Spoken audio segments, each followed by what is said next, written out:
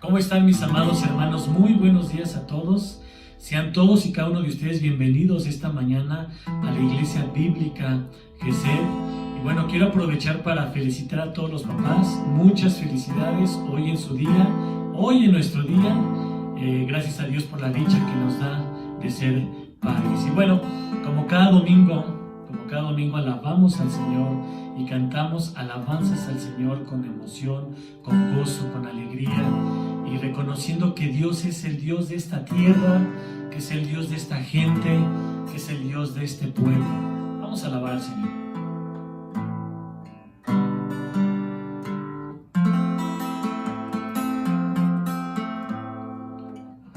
Eres Dios de esta tierra, eres Rey de esta gente, el Señor de este pueblo.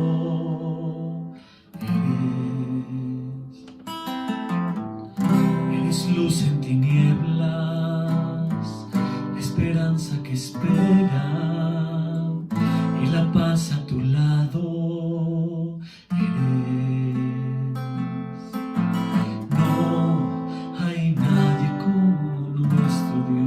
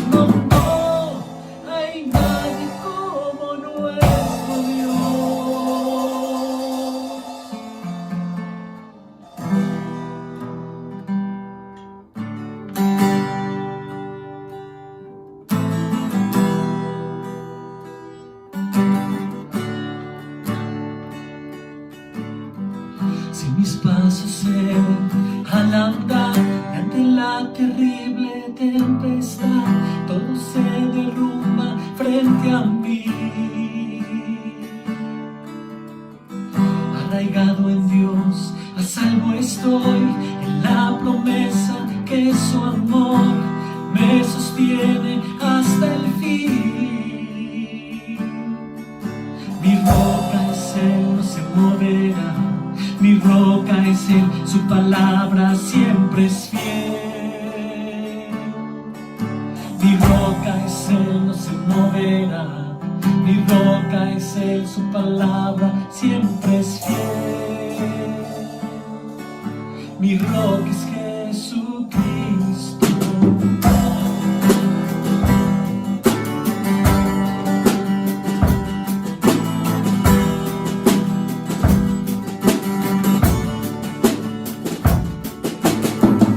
Esperanza puesta en ti, Señor, sé que con tu sangre libre soy.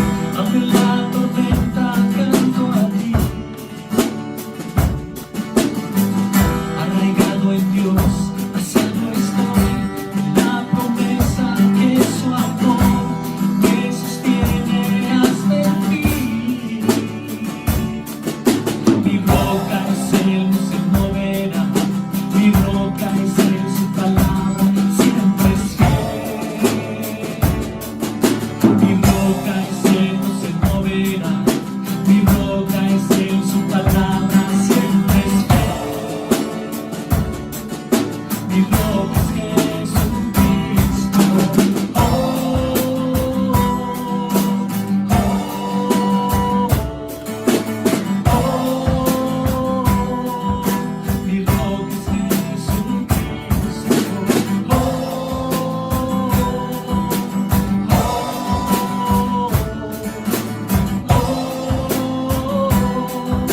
mi roca es Jesucristo.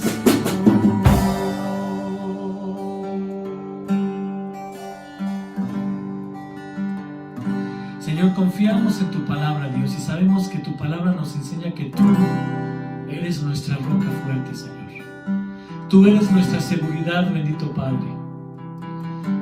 Todo lo que pase en el mundo se acabará, Señor.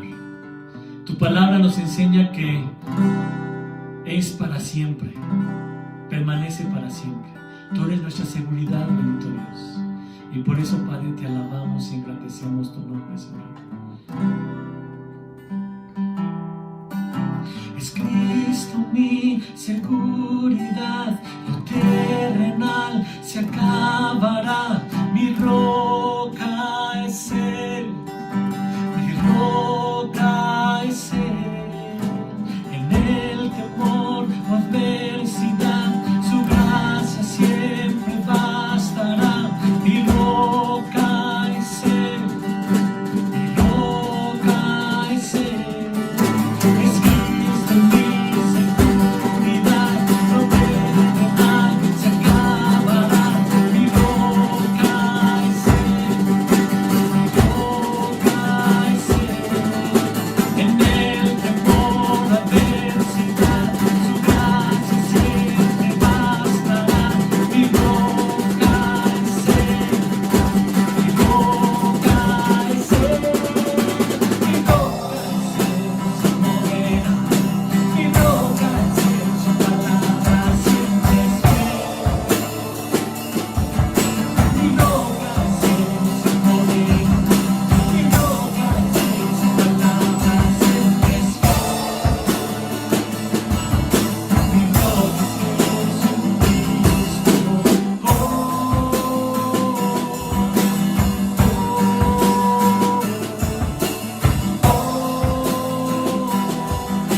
mi roca es Jesucristo.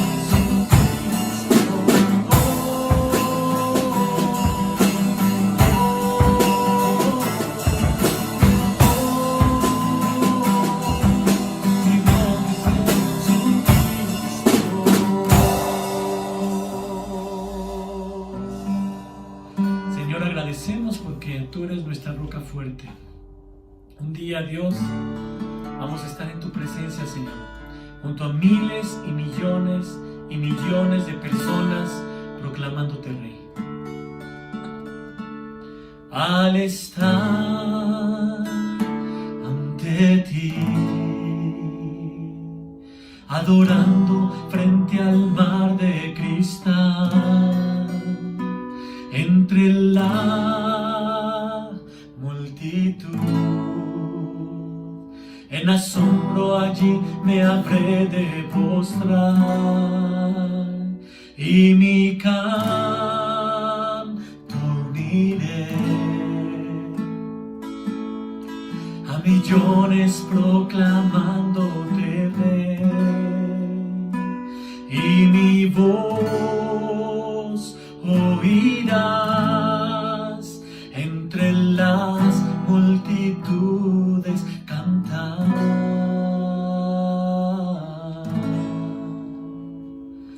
Digno es el Cordero de Dios, el que fue inmolado en la cruz, digno de la honra y el poder, la sabiduría suya es, y al que está en el trono sea el honor. Santo, santo, santo es el Señor, reina por los siglos con poder. Todo lo que existe es por Él.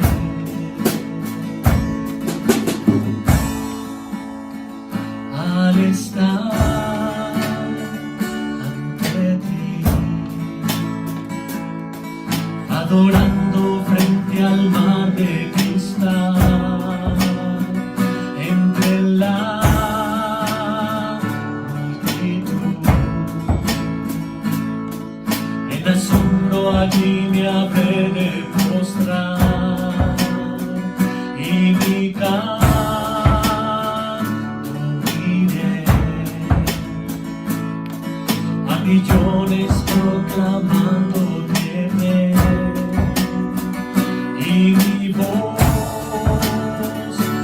oirás entre las multitudes cantar.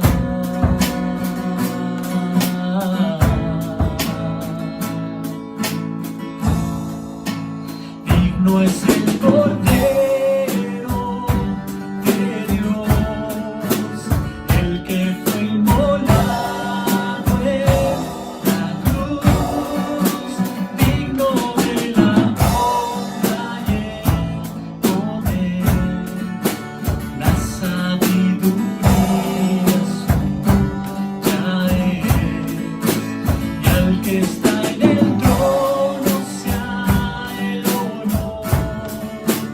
Santo, santo, santo es el Señor, reina por los siglos con poder. Todo lo que existe es por Él. Todo lo que existe es por Él.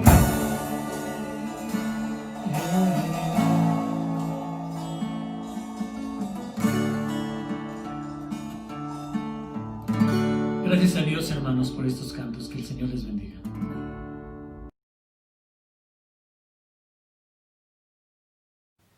Buenos días a todos y principalmente felicidades a ti que tienes la bendición de ser papá. Pero principalmente gracias a nuestro Padre Celestial, aquel que nos pasó de muerte a vida y que hoy es nuestro refugio. Es quien nos sustenta en momentos complicados y quien nos ha dado la oportunidad por su gracia de poder hoy tener una relación con Él y poder llamarle papito. Continuamos con nuestra serie de mensajes de las iglesias que se encuentran en Asia Menor y que están mencionadas en Apocalipsis. Hoy toca a la iglesia de Pérgamo, donde nosotros podemos ver qué terrible es el pecado. Por un lado podemos ver que el Señor le detesta, pero por otro lado qué difícil es para nosotros ver a alguien que se encuentra en una situación de pecado y dice o ha expresado ser creyente. Es terrible porque para nosotros es nuestro deber ayudarle en esa situación. Y la verdad es que es algo que no nos gusta. No nos gusta ni aquel que está viviendo en pecado. Le es difícil reconocer esta condición, pero también si a nosotros nos ha tocado ver a alguien en esta condición, no nos gusta tenernos que acercar a Él y hacerle a ver de esta mala situación. Y créanme, hermanos, que sé exactamente de lo que les estoy hablando. En mi caminar como creyente, he tenido en diferentes ocasiones la responsabilidad de tener que acercarme a hermanos en una situación de pecado y tener que ayudarles, tener que platicar con ellos. Inclusive en ocasiones he tenido que llegar a poner disciplina eclesiástica. Difícil, complicado. La realidad es que resulta más fácil hacer que no vemos, hacernos los oxisos. Sin embargo, es nuestro deber como creyentes luchar contra el pecado, erradicar el pecado propio y ayudar a mi hermano a erradicar el suyo. Resulta incómodo. Es difícil que cada uno de nosotros tome esta responsabilidad. Por lo mismo, lo que es más fácil dejárselo a los líderes de cada iglesia. Sin embargo, la Escritura es clara y es deber de cada uno de nosotros como creyentes entrar en una situación de este tipo. No solo es responsabilidad de los líderes. Hoy, como decíamos, veremos cómo la iglesia de Pérgamo está en este tipo de problemas. Había personas que tenían problemas doctrinales y por lo tanto estaban cometiendo pecado, pero absolutamente nadie hacía nada. ¿Por qué? Ya lo decíamos, es más fácil hacerse el oxiso, hacerme como que no me doy cuenta de lo que está pasando. En fin, no es problema mío, es problema de los otros. Pérgamo. Pérgamo era una ciudad que se encontraba en Asia Menor, hoy lo conocemos como Turquía. Era una ciudad importante, una ciudad que tenía su importancia no por el comercio, dado que no era una ciudad que estuviera en puerto, más bien se encontraba en una colina. Por lo tanto, su importancia no radicaba en el dinero por el comercio que pudiera haber tenido, como cualquier ciudad que se encontrara dentro de un puerto. Sin embargo, al ser una ciudad importante, su importancia radicaba en otras cosas, como en su cultura, sus grandes monumentos religiosos. Por lo tanto, era una ciudad llena de idolatría. En lo cultural, tenían una gran biblioteca. De hecho, la mayoría de los historiadores aseguran que era la segunda más grande del mundo en su momento, después de la biblioteca de Alejandría, la cual se encontraba en Egipto. De hecho, por problemas con los egipcios, todos los escritos de esta biblioteca en Pérgamo estaban realizadas en pergamino. De hecho, por eso es el nombre, Pérgamo, pergamino. Y no era más que una pieza de piel en la cual se escribía, obviamente, los escritos eran a mano. Porque ellos no podían utilizar el papiro. ¿Por qué? Porque el papiro era producido en Egipto y había problemas comerciales con los egipcios.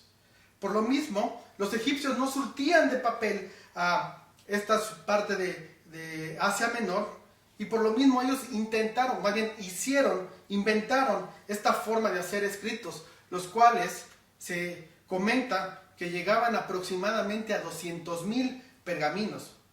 En lo espiritual, tenían altares a diferentes dioses, monumentos a Zeus, a Dionisio, a Atenea, Esculapio. Este último estaba representado con una serpiente. Se le atribuían poderes de sanación. De hecho, el símbolo que representaba a él continúa hasta hoy. Lo conocemos en el símbolo como el símbolo de la medicina. De repente, lo vas a poder encontrar este símbolo de una víbora, de una serpiente, quizá en algunos hospitales, quizá inclusive en la Facultad de Medicina de la UNAM. Pero no solamente era esto. También ellos, como toda la zona de Asia Menor, practicaban la adoración al César, al emperador. Y esto, hermanos, resultaba una situación bien complicada para el creyente de ese entonces. Por un lado, vivían en una ciudad donde tenían a un Dios representado por una serpiente. Y para nosotros como cristianos sabemos exactamente quién es representado como la serpiente: Satanás. Por otro lado, la adoración al emperador. Y esta adoración al emperador era reconocerle como Señor, como el magnánimo, como el superior a todos. Pero para un cristiano, para nosotros, el único verdaderamente Señor es Jesucristo. Y en medio de esta situación, el Señor en su misericordia y en su gracia plantó una iglesia en Pérgamo, en Asia Menor. Esta iglesia, por lo mismo, por lo que hemos dicho, sufría persecución. Eran maltratados, eran asesinados, porque se resistían en reconocer al emperador como Señor. Y esto hacía un ambiente altamente hostil para la vida del creyente. Esto, vamos a verlo en esta porción de la Escritura, el Señor se los reconoce, pero también les señala cosas que no son capaces de ver. Vamos a leer Apocalipsis 2, versículos del 12 al 17. Y la Escritura dice así: y escribe ángel de la iglesia en Pérgamo, el que tiene la espada aguda de 2 filos, dice esto: yo conozco tus obras y donde moras, donde está el trono de Satanás, pero retienes mi nombre y no has negado mi fe, ni aun en los días en que Antipas, mi testigo fiel, fue muerto entre vosotros, donde mora Satanás. Pero tengo unas pocas cosas contra ti, que tienes ahí a los que retienen la doctrina de Balaam, que enseñaba a Balac a poner tropiezo ante los hijos de Israel, a comer de cosas sacrificadas a los ídolos y a cometer fornicación. Y también tienes a los que retienen la doctrina de los nicolaitas, la que yo aborrezco. Por tanto, arrepiéntete, pues si no, vendré a ti pronto y pelearé contra ellos con la espada de mi boca. El que tiene oído, oiga lo que el Espíritu dice a las iglesias. Al que venciere, daré a comer del maná escondido, y le daré una piedrecita blanca, y en la piedrecita escrito un nombre nuevo, el cual ninguno conoce sino aquel que lo recibe. Vamos a orar. Amado Señor, primero te doy gracias, Dios, por este domingo especial donde, Señor, pues se reconoce a los papis. Gracias, Señor, porque nos has dado esa gran bendición de poder ser padres, de experimentar esta etapa como seres humanos, entendiendo la gran responsabilidad, Dios. Y mi oración en esta mañana es precisamente porque cada uno de nosotros como padres dentro de la iglesia bíblica de Gesed podamos cumplir con el propósito y la responsabilidad que nos has encomendado. Y te damos las gracias a ti, Señor. Tú que eres nuestro Padre Celestial, tú que nos has tomado y nos has rescatado. Y hoy tenemos una vida abundante y tenemos la gran esperanza, Dios, de poder estar contigo en tu reino. Esto es por tu gracia y por tu amor a nosotros, porque no lo merecemos. Y te alabamos por ello. Y te rogamos también, Dios, por este mensaje, por este siervo, Padre, que tú le ayudes a tener palabras claras y ideas concretas, un mensaje totalmente apegado y que se desprenda de tu palabra, que no haya ningún pensamiento humano, sino realmente sea una comunicación directa de ti hacia mis hermanos. Señor, tú ya has predicado a mi corazón. Ahora, Dios, ayúdame a hacerlo de manera adecuada hacia mis hermanos. Padre, y por otro lado te pido por ellos, porque tú pongas unos oídos atentos y un corazón dispuesto a ser sensible a lo que tú hoy has preparado para cada uno de ellos. Gracias, Señor, por este tiempo. Guíanos y ayúdanos, Dios, te lo suplico, en el bendito nombre de Jesús, por el cual podemos orar. Amén. Ok, Pérgamo. Pérgamo tenía esta problemática. Y de ahí se desprende nuestro primer punto en los primeros 2 versículos. La autoridad sabia y suprema es el Señor. Esta serie de cartas enviadas a las iglesias de Asia Menor es muestra del Señor que tiene por su iglesia. La cuida, se ocupa de ella y por ello escribe, quiere tener una comunicación estrecha con ella. Hemos visto cómo ya ha escrito a Efeso, cómo ha escrito a Esmirna y ahora escribe a Pérgamo. Es importante que el Señor le hable a su iglesia, pero también es de suma importancia que su iglesia esté atenta a escuchar lo que el Señor tiene para él o para ella. ¿Por qué? Porque es importante que tú y yo sepamos dónde estamos parados, en dónde estamos trabajando bien, pero también en dónde necesitamos crecer y en dónde necesitamos cambiar. E inicia esta carta nuevamente dirigida hacia el ángel de esta iglesia. Y bueno, ya se ha dicho, entendemos que el ángel es el pastor o el líder de esa iglesia. La palabra ángel la traducimos como mensajero.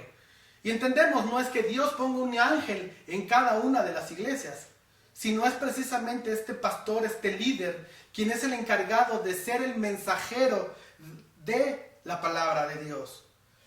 Y este pastor es el encargado en recibir este mensaje. El Señor se está anunciando como aquel que tiene la espada de doble filo. Y todos sabemos lo que representa la espada. La espada representa la palabra de Dios. Y es de doble filo. ¿Por qué? Porque por un lado nos enseña esta capacidad que tiene la espada para separar a los creyentes del mundo. Pero por otro lado también tiene la capacidad de enseñar al mundo que está condenado a causa de su pecado. Por otro lado, también la espada nos enseña la autoridad del Señor. En la época del Imperio Romano, no todos los guardias o policías romanos tenían derecho o tenían la autoridad para utilizar una espada. ¿Por qué?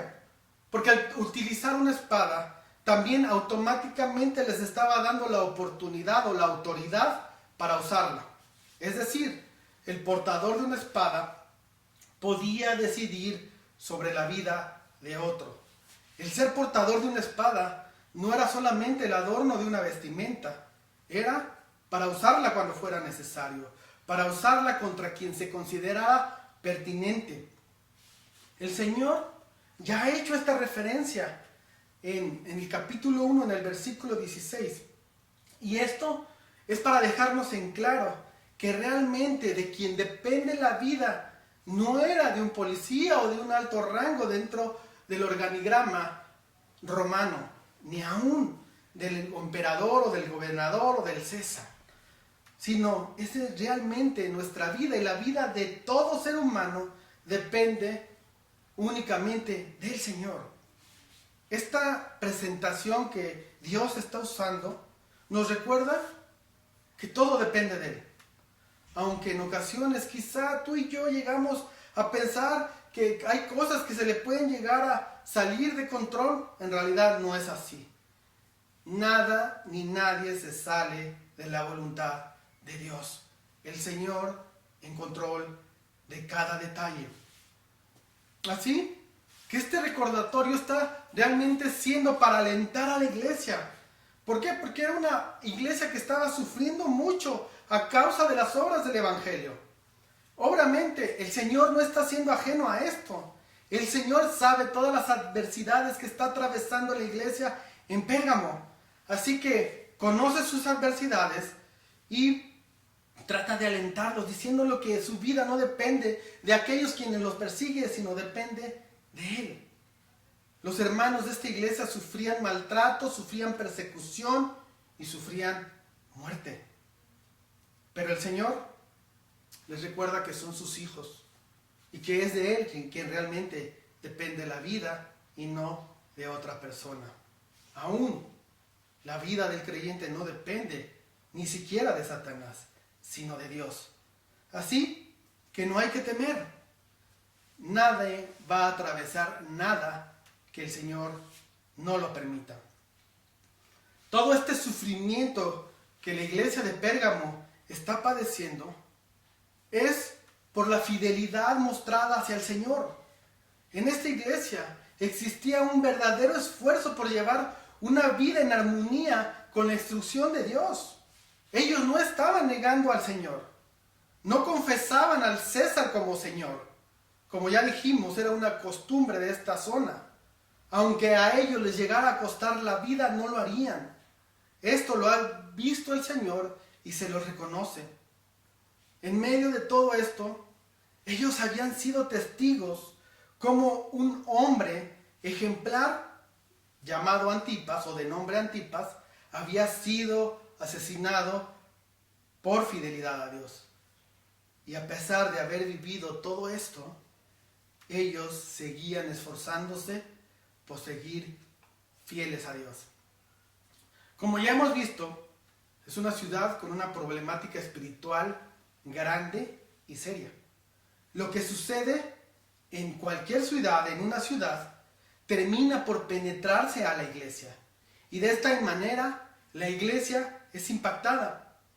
Así pasa en esta iglesia, lo cual iremos viendo poco a poco cómo el mundo se fue penetrando en ella y que cada iglesia también es impactada por lo que está viviendo en su momento. Y esto lo hace realmente complicado.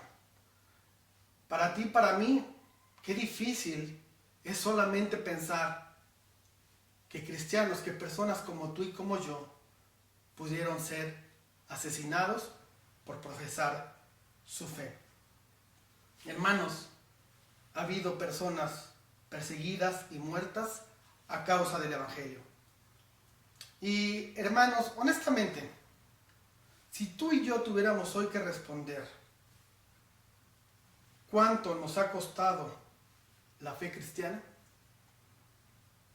la realidad es que tú y yo hoy, aquí en la Ciudad de México, en nuestra zona, en el 2020, no somos perseguidos, no somos amenazados.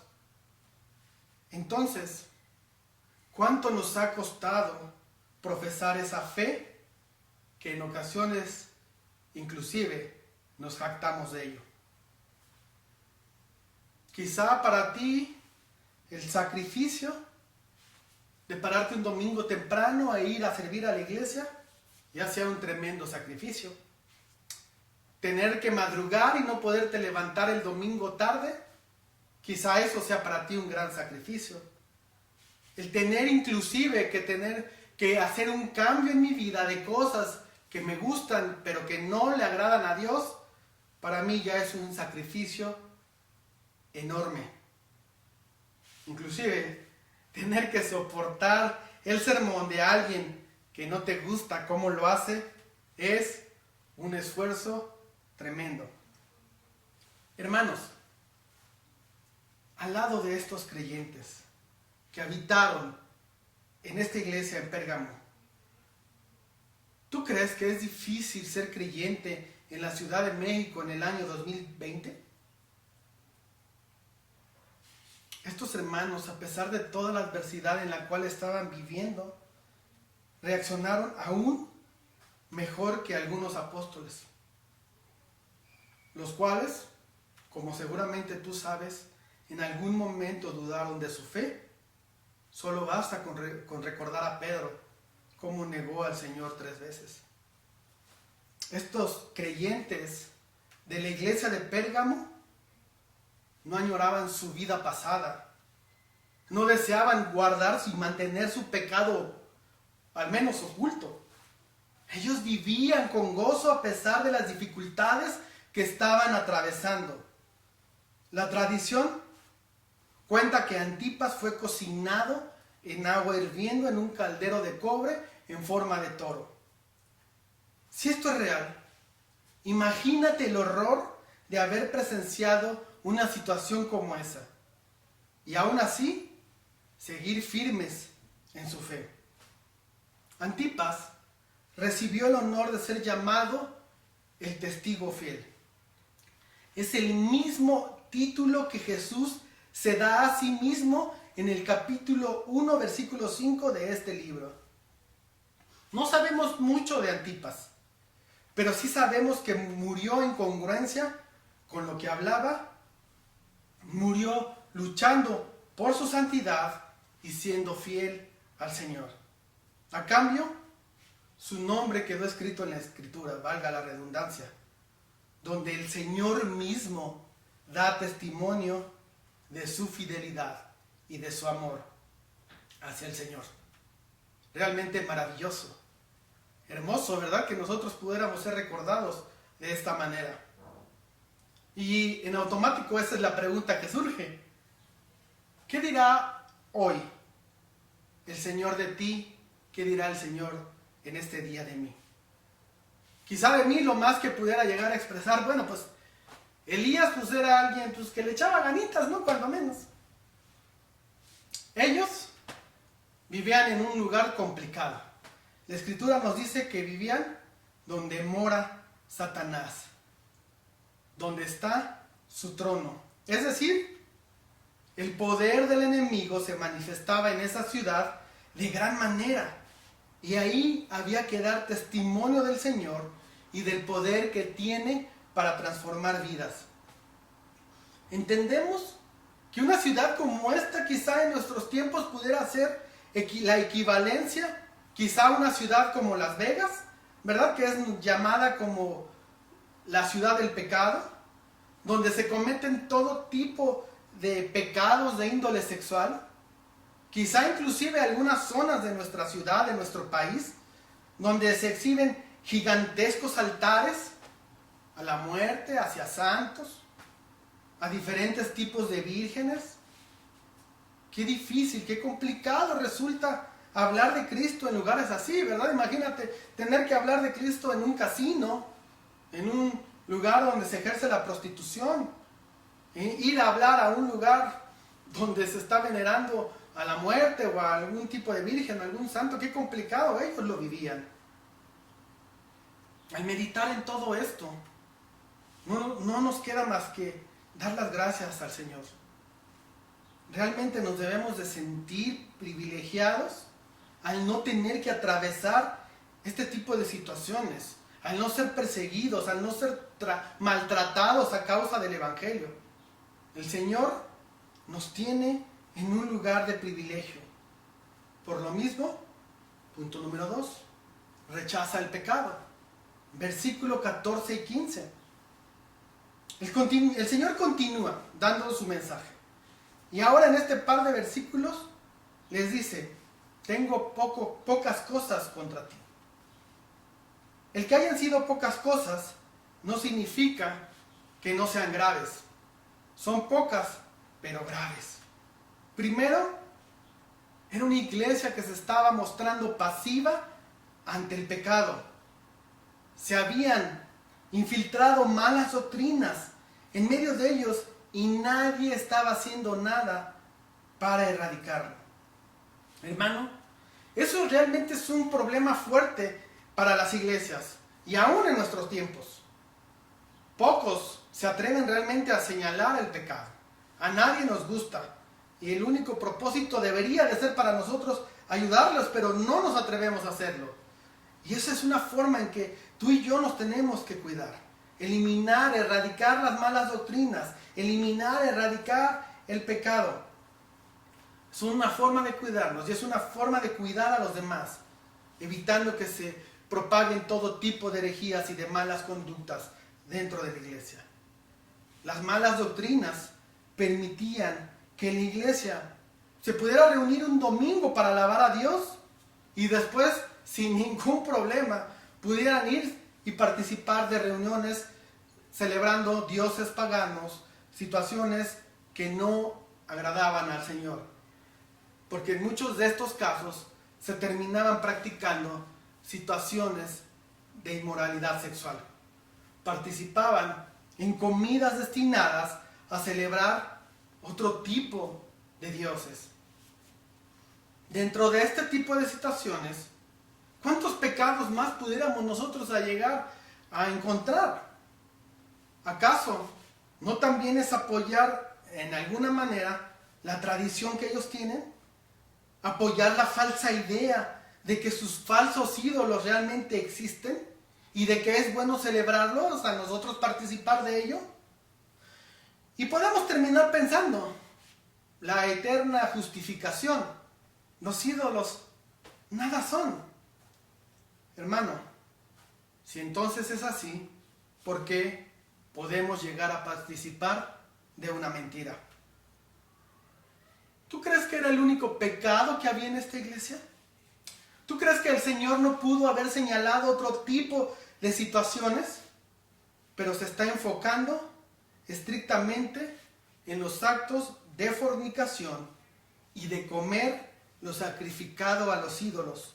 ¿Por qué? Porque son temas realmente importantes y a veces nosotros intentamos minimizarlos y justificarlos. Vamos a leer 1 Corintios capítulo 8, versículos del 8 al 13 y dice: si bien la vianda no nos hace más aceptos ante Dios, pues ni porque comamos seremos más, ni porque no comamos seremos menos.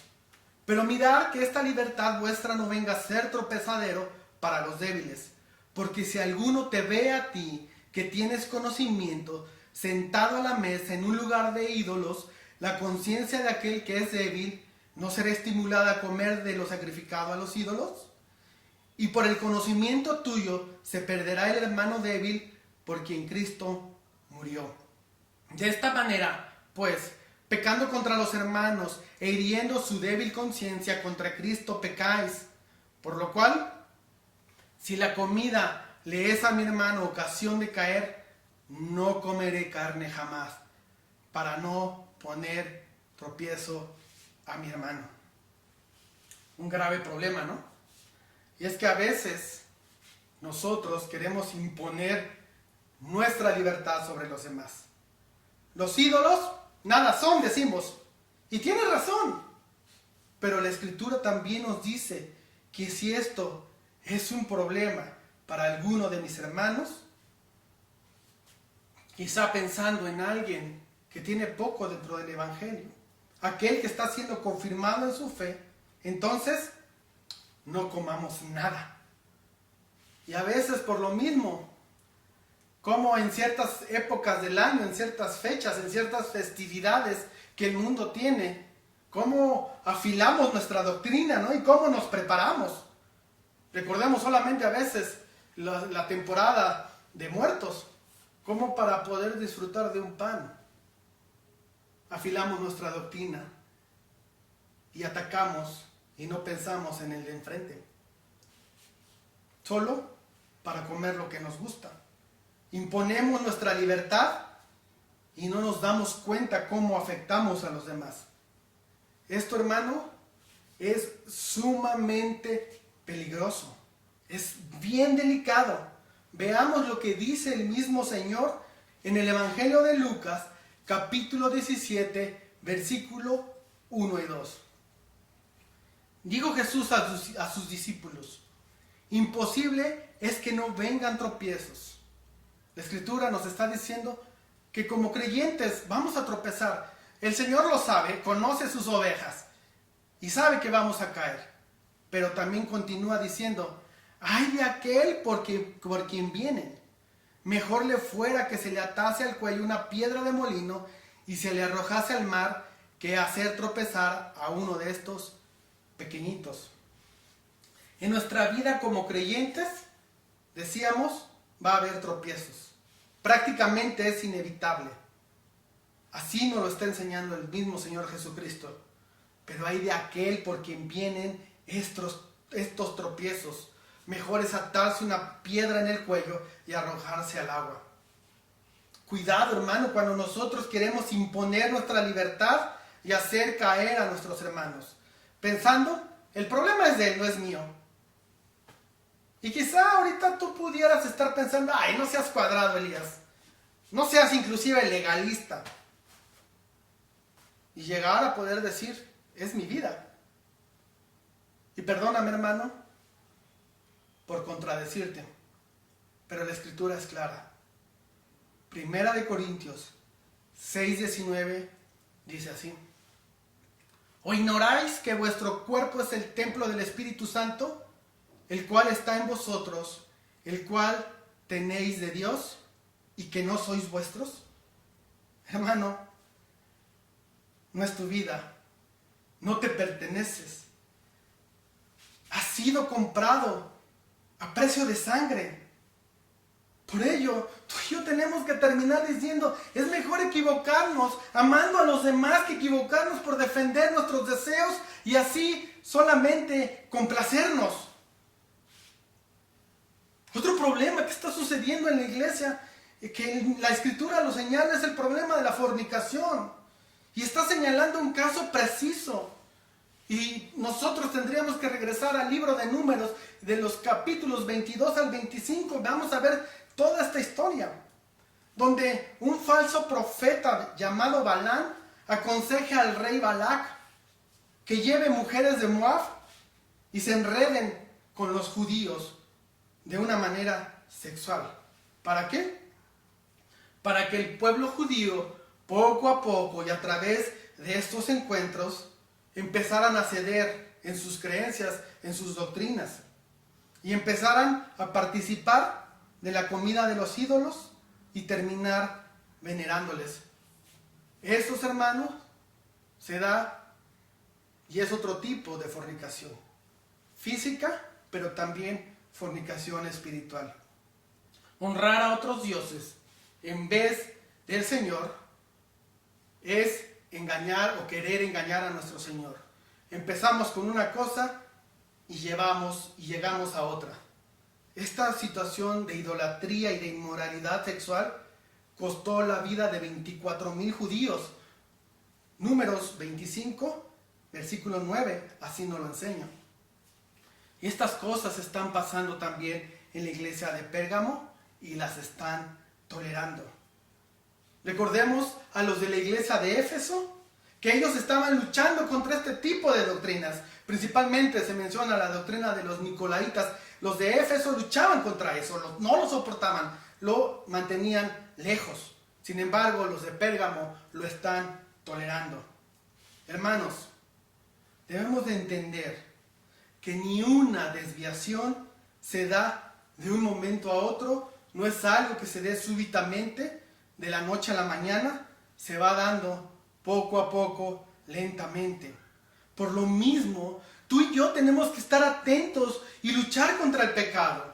No podemos tolerarlo en nuestra vida porque esto nos va a llevar a un camino más difícil, más escabroso, más alejado del Señor.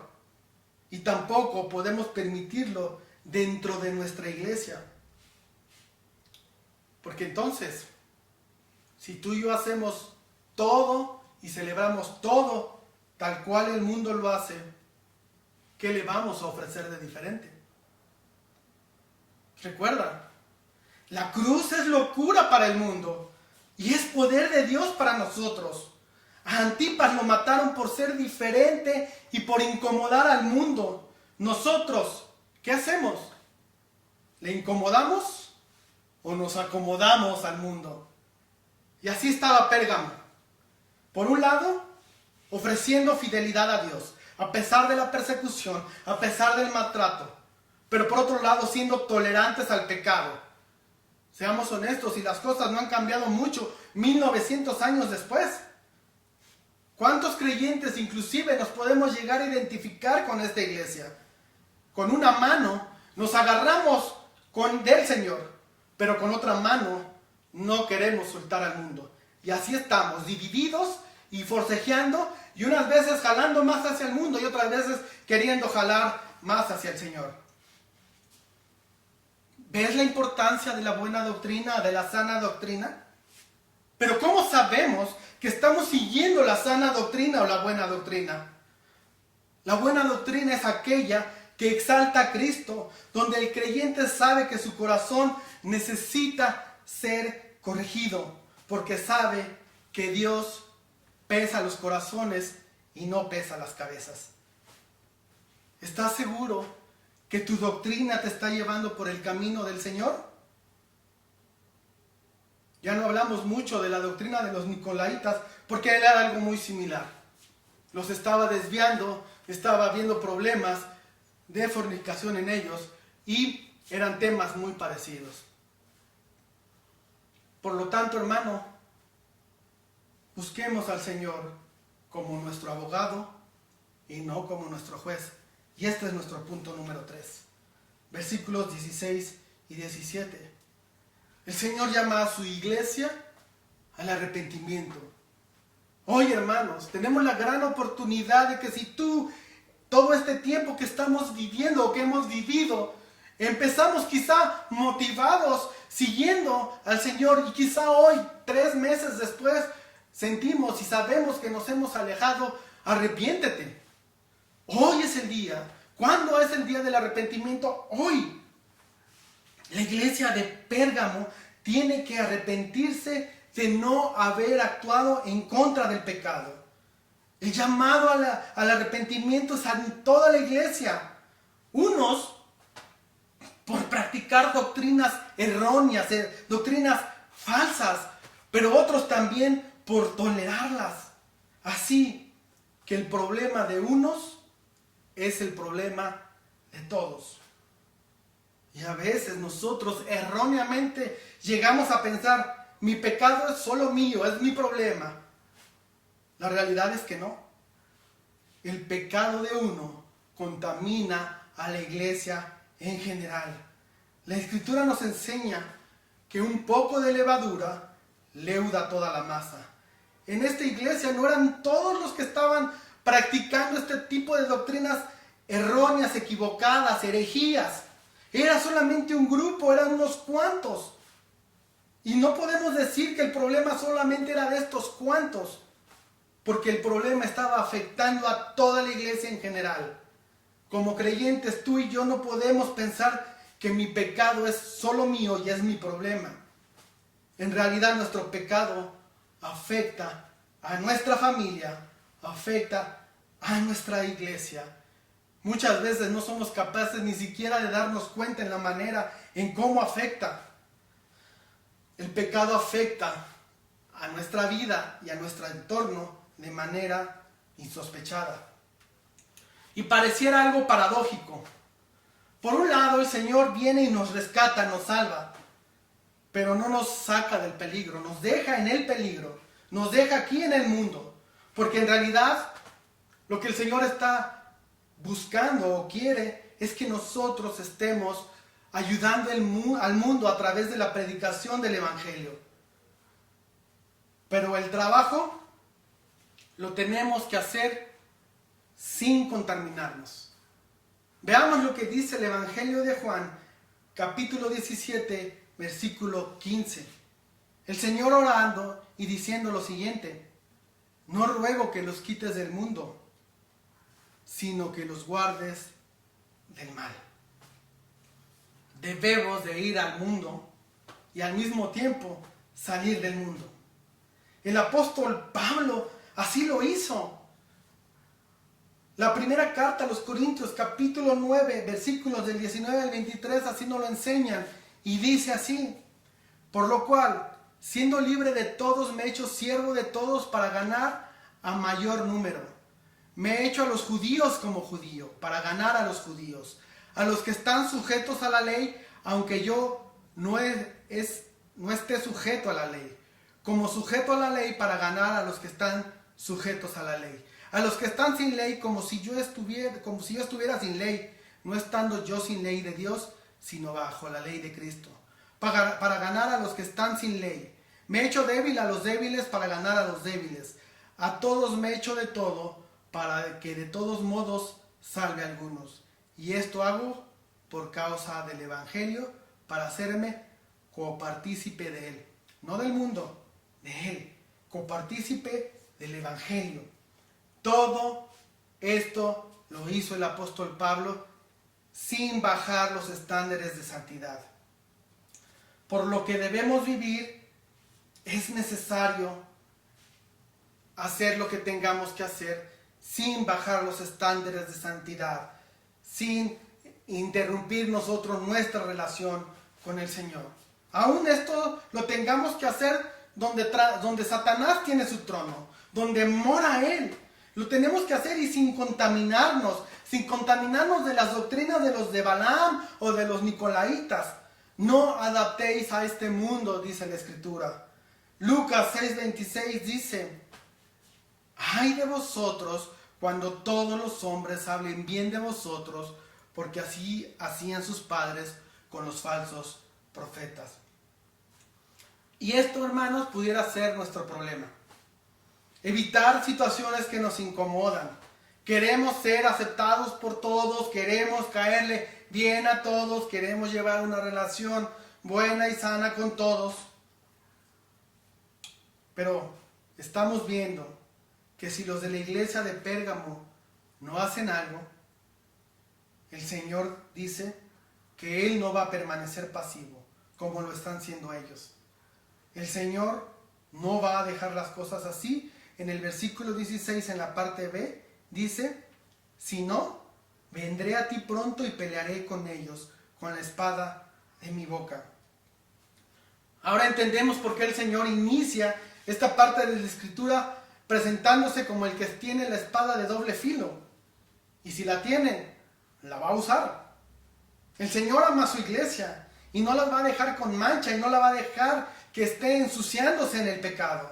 Él va a actuar y lo va a hacer en contra de ellos usando su palabra. ¿Por qué? Porque ellos habían tergiversado su palabra, la habían menospreciado, y sabemos que el celo por su casa le consume. Y esto debe de recordarnos también lo que el apóstol Pablo está hablando en 1 Corintios capítulo 11, cuando está recordándonos cómo había que llevar a cabo de una manera adecuada la Santa Cena. ¿Por qué? Porque sabemos que había personas en Corinto que habían participado de la cena de una manera indigna. Y en el versículo 30 dice que muchos han enfermado y muchos han muerto. No está diciendo algunos o unos pocos o unos cuantos han enfermado. Muchos han enfermado y muchos han muerto. Ahora duermen, dice la Escritura. Entendemos que cuando se refiere a que han dormido o que están durmiendo, es porque han partido a la presencia de Dios. El Señor no se queda como espectador. Él cuida de su iglesia. Por ello les dice a los de Pérgamo: si no haces algo tú, yo lo voy a hacer. Hermanos, hoy el Señor nos está llamando al arrepentimiento. No demos por hecho que todo está perfecto solo porque yo me siento bien. De hecho, déjame hacerte una pregunta y respóndela ahí en casita. Medita en ella.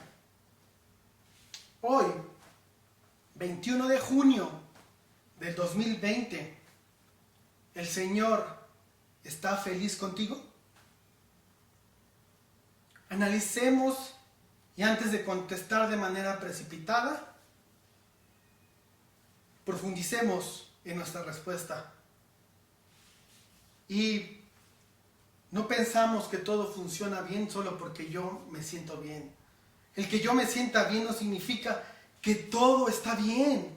Oremos porque el Espíritu Santo nos mantenga con una conciencia tranquila y sensible. Que el Espíritu Santo nos dé su guía con un corazón dócil en nosotros. Siempre es y resulta interesante lo que el Espíritu tiene que decirle a las iglesias. Oigamos esta serie de mensajes con mucha atención. Y finalmente, el Señor promete recompensas. Es interesante porque no nos está diciendo que si ganamos, entonces Él nos dará un premio o una recompensa, sino porque Él ya venció y tú te adhieres a esa victoria. Dice el Señor: yo ya gané, pero si tú te unes a mi victoria, entonces te daré del maná escondido. ¿Qué es? Pues no lo sé porque está escondido. Pero hay una infinidad de traducciones de esto y de interpretaciones. La realidad es que lo que nosotros tenemos que tener en mente es la invitación a un banquete, donde el Señor te da esta piedrecita blanca con tu nombre como una invitación a un banquete. El Señor te ha aceptado y te ha llamado a esta gran fiesta. y Él te dará un nombre que conocerás en su momento. Y quizá esto nos recuerda un poco a Saulo, que después fue llamado Pablo. También quizá nos recuerde un poco a Simón, que después fue llamado Pedro. El Señor te conoce perfectamente. Él, como el buen pastor, conoce a sus ovejas. Él sabe quién eres perfectamente y no se va a equivocar contigo. Y a manera de conclusión, el mundo es un sistema diabólico, del cual el Señor nos ha rescatado. Por lo mismo, tú y yo no podemos ser influenciados por este. Debemos de cuidarnos. El mundo es operado por Satanás. Él es el príncipe de este mundo y está influyendo con toda su fuerza. Así que cuidémonos, estemos muy atentos, porque si el mundo entero está siendo influenciado por este ser, ¿cómo serán las ciudades donde está su trono, como era Pérgamo? El Señor no nos está pidiendo vidas perfectas, pero sí de creyentes que se esfuerzan y luchan contra el pecado, el personal y el pecado grupal. Porque la lucha contra el pecado es una evidencia de nuestra salvación. Vamos a orar. Bendito Dios, alabado seas, Padre mío, por tu palabra, por lo que hoy nos recuerdas. Señor, danos valentía para luchar contra nuestro pecado. Danos valentía y amor también, Dios, para poder ayudar a nuestros hermanos que por alguna circunstancia caen en pecado. Señor, danos pasión por el Evangelio, danos pasión por tu palabra, danos ese celo de cuidarla con valentía, con arrojo. Padre, que no haya nada que interrumpa y que no seamos cobardes al enfrentar el pecado. Que lo hagamos con honor, con valor y con amor, como tú lo haces con nosotros. Señor, danos también esa paciencia y el amor hacia los demás para poder, Dios, poderles hablar con palabras correctas y adecuadas cuando se encuentran en una situación que no te agrada. Pero también danos un corazón sensible y honesto para cuando somos nosotros los que somos señalados porque estamos viviendo de una mala manera. Dios, que este mensaje no quede en el aire, sino que realmente escuchemos tu palabra pidiéndonos arrepentimiento de las cosas que no hemos hecho bien, que no te están glorificando, por aquellas doctrinas que hemos permitido que entren a nuestra vida y que nos desvían y que nos llevan a caminos totalmente inadecuados, porque lo que principalmente queremos es darnos gusto, es gozarnos en ello, no importando que esto manche tu nombre. Señor, aléjanos de ello.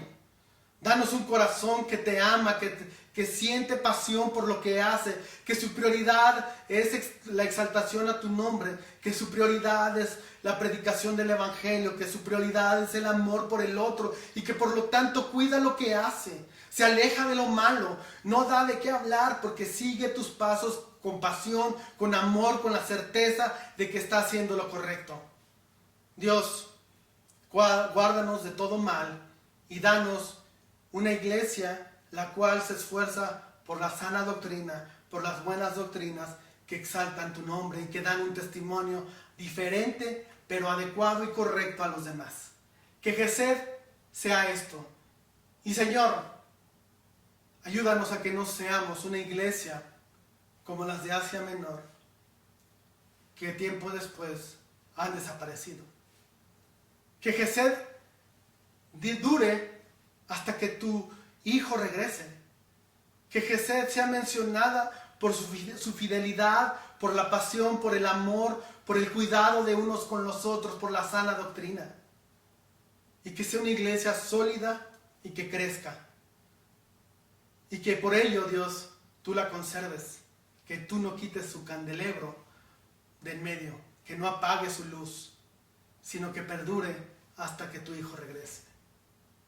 Señor, como congregantes de la iglesia, danos esa sabiduría y danos esa pasión y danos amor, un corazón sensible y un corazón que quiere seguirte y que desea agradarte.